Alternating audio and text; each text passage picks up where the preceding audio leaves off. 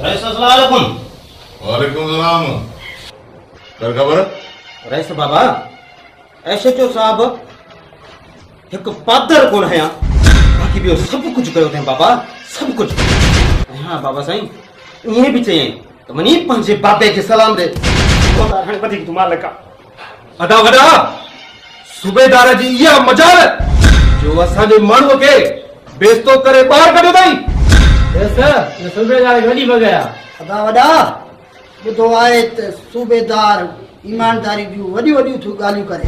अदा वॾा इन सूबेदार खे वात तो भी आहे हथ भी आहिनि त पोइ रिश्वत छो न वठंदो। अगरि तव्हां मूंखे मोकल ॾियो त कोई रिश्वत बि वठंदो कुत्ते वारियूं कोकूं बि कंदो छो त मुंहिंजो नालो आहे टाइगर।